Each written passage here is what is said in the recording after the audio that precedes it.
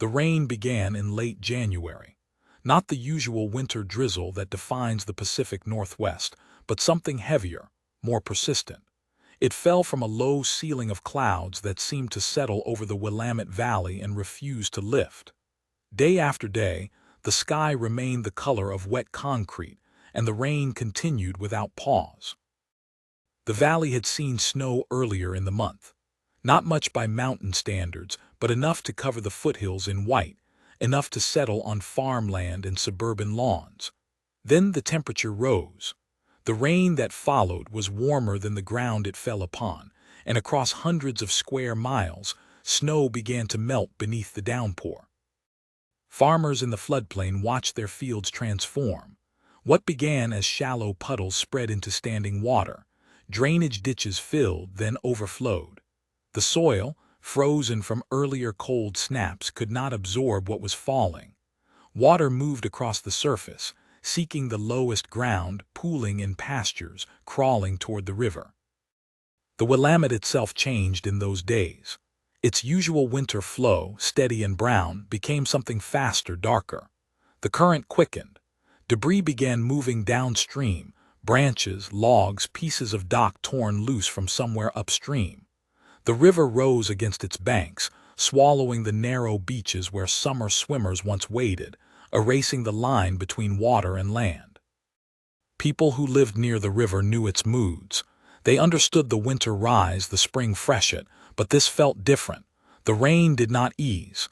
The river did not crest and fall back. Each morning, the water was higher than the day before. Each evening, the rain continued. In Portland, the river gauges recorded levels that hadn't been seen in decades.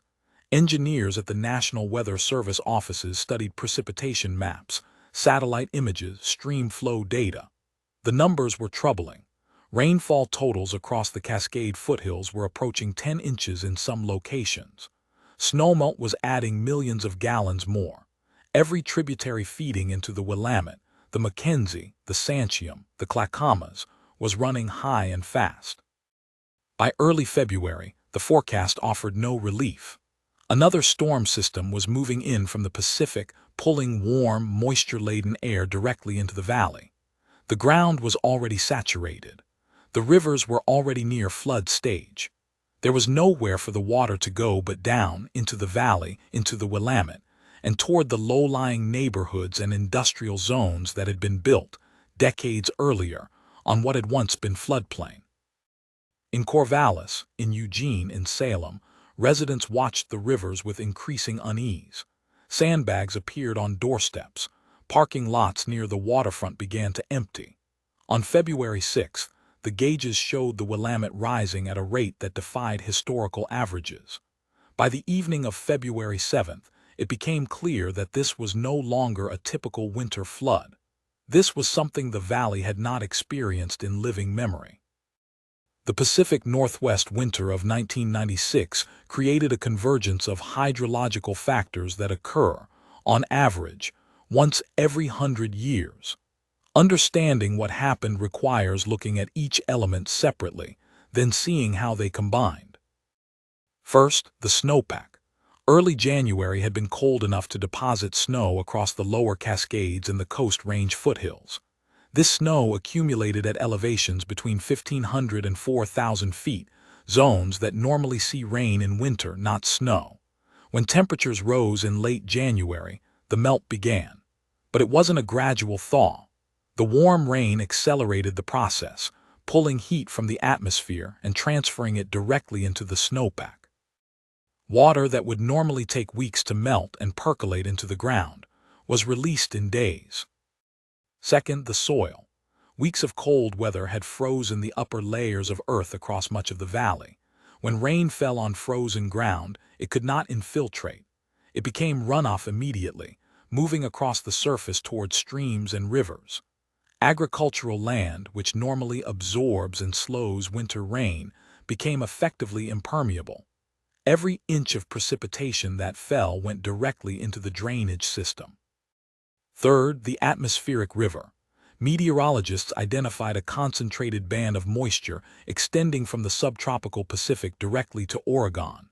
This phenomenon, sometimes called a pineapple express, funneled warm, saturated air into the region for days without interruption. Storm systems moved across the Pacific and up the Columbia River Gorge, stalling over the Cascades and dumping extraordinary amounts of rain. Some areas recorded more than 15 inches between February 3rd and February 9th. The tributaries responded first.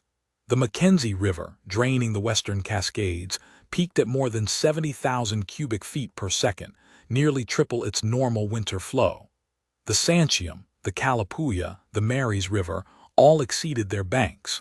Small streams that normally run ankle-deep became torrents. Water poured down from the foothills, converging on the main stem of the Willamette. The Willamette River system was never designed to handle this volume.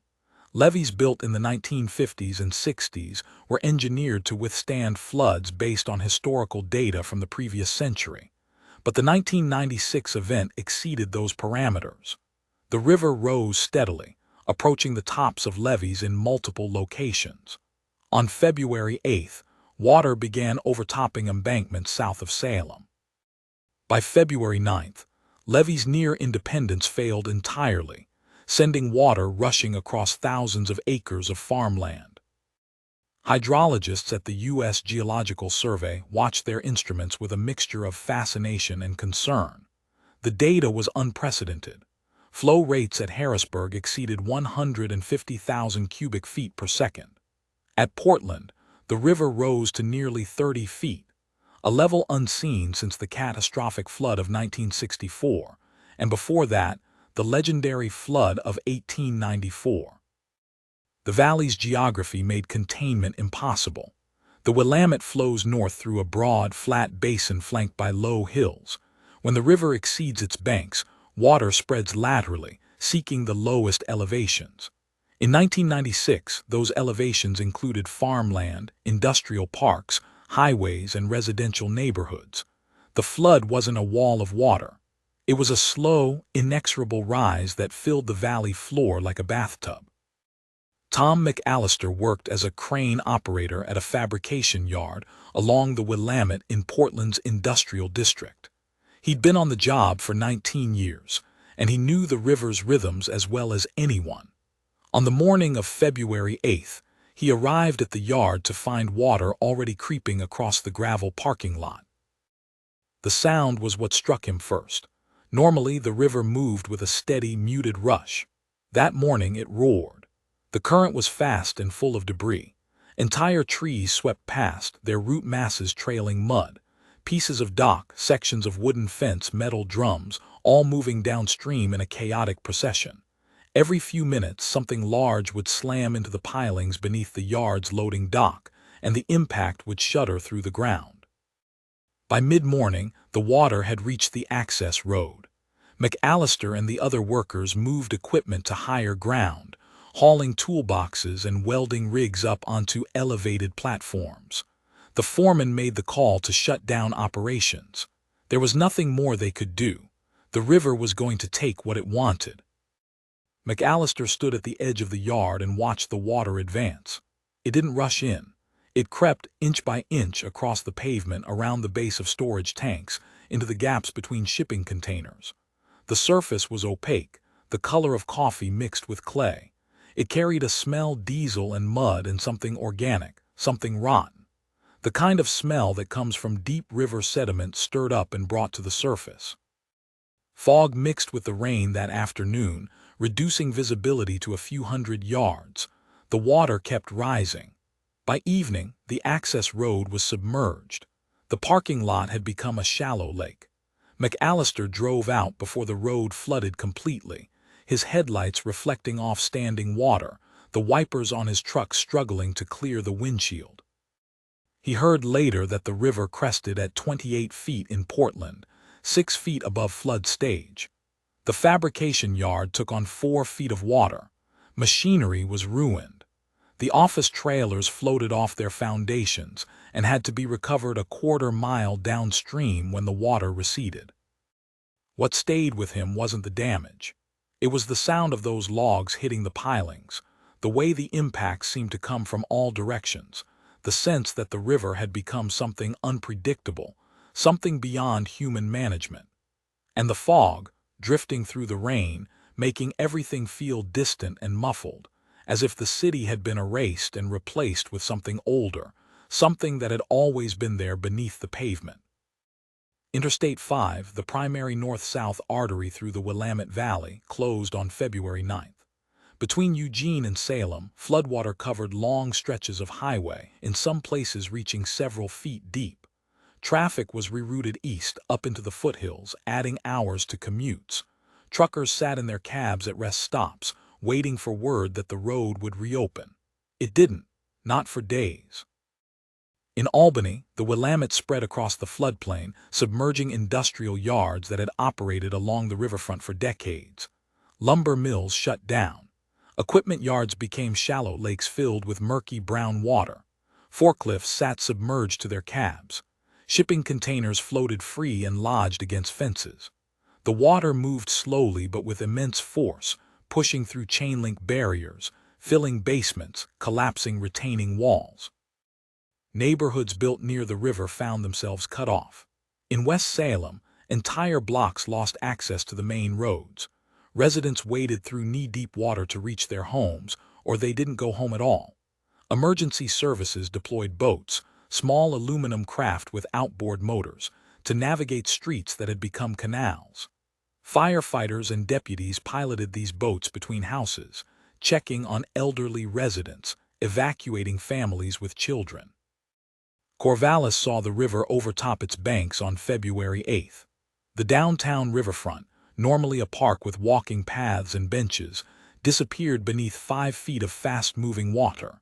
The Crystal Lake Sports Center, a recreation complex near the river, flooded completely. Willamette Park became indistinguishable from the river itself. Water reached the foundations of buildings that had stood for a century without flooding. In Oregon City, the falls became a spectacle of raw hydrological power. The Willamette poured over the basalt ledge in a continuous brown torrent, the volume so great that the usual distinct curtain of water became a churning, foaming mass. Mist rose from the falls and drifted through the downtown streets. Historic buildings near the waterfront took on water. The river rose to within inches of Main Street, threatening structures that dated to the 1850s. South of Portland, the Clackamas River contributed its own surge. The community of Barton, located at the confluence of the Clackamas and Willamette, was inundated. Water surrounded homes, lifting some from their foundations. Residents watched from second-story windows as their vehicles floated away. Propane tanks broke free and drifted downstream. Outbuildings collapsed. Entire sections of riverbank eroded, taking trees and fencing with them. Rail lines paralleling the river became impassable. Amtrak suspended service between Eugene and Portland. Freight trains sat idle on sidings, waiting for floodwaters to recede from the tracks.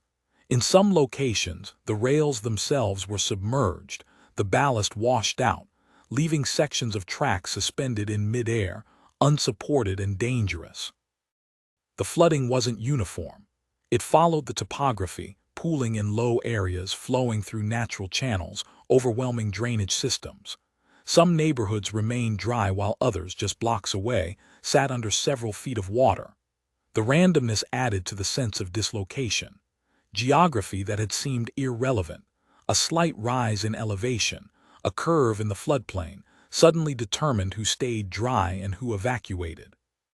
The rain stopped on February 10th. The clouds lifted slowly, revealing a valley transformed.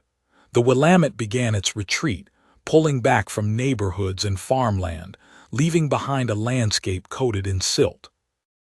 The recession was gradual. Water that had taken days to rise took more than a week to drain. Rivers returned to their channels, but the damage remained visible everywhere. Fences lay flattened, wrapped with debris. Trees stood stripped of bark on their lower trunks, the wood pale and raw. Entire fields were buried under inches of gray-brown sediment. Farmers walked their land and assessed the loss. Pastures that had grown hay for decades were now unrecognizable, covered in a thick layer of river silt mixed with trash, plastic sheeting, chunks of foam insulation, sections of plywood. Equipment that had been submerged would need to be rebuilt or replaced. Irrigation systems were destroyed. Fences would have to be restrung. Some fields scoured by the current had lost their topsoil entirely. In the cities, cleanup began as soon as the water receded. Streets were caked with mud. Basements held several feet of standing water that had to be pumped out. Carpets, drywall, insulation, anything porous, had to be removed and discarded. The smell of mold appeared within days, a damp, musty odor that clung to buildings and wouldn't leave. Infrastructure had taken a beating. Roads were damaged, their asphalt undermined by erosion. Bridges required inspection before they could reopen. Sewer systems had been overwhelmed, and in some areas, contaminated water had mixed with the floodwater, creating public health concerns. Drinking water systems were tested and retested. The economic toll was staggering. Preliminary estimates put the damage in the hundreds of millions of dollars. Businesses along the riverfront had lost inventory, equipment, and weeks of operation. Agricultural losses alone exceeded $100 million. Thousands of homes had been damaged, many severely. Insurance claims piled up. Federal disaster assistance was requested and granted. But beyond the numbers, there was a quieter reckoning. The 1996 flood forced Oregon to reconsider its relationship with the Willamette. Floodplain maps were redrawn. Building codes were revised. Levee systems were evaluated and, in many cases, found inadequate.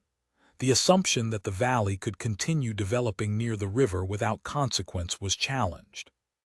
In the months and years that followed, flood mitigation became a priority. Wetlands that had been drained for agriculture were restored, creating natural areas where floodwater could spread without damaging property. Levees were reinforced or relocated. Zoning regulations restricted new construction in high-risk areas. The people who lived through the flood carried it with them. They remembered the sound of the rain that wouldn't stop, the sight of the river erasing familiar landmarks, the smell of mud and diesel and river water that permeated everything. They remembered waiting, watching the water rise, feeling the helplessness of confronting something too large to fight. The valley recovered as valleys do. Fields were replanted, buildings were repaired, roads reopened. But the landscape had changed, subtly and permanently. The river had reminded the valley of an old truth, that the flat land beside the water is not fixed, not entirely ours but borrowed and subject to reclamation when the conditions align. The 1996 flood was not the first time the Willamette rose beyond memory, and it will not be the last.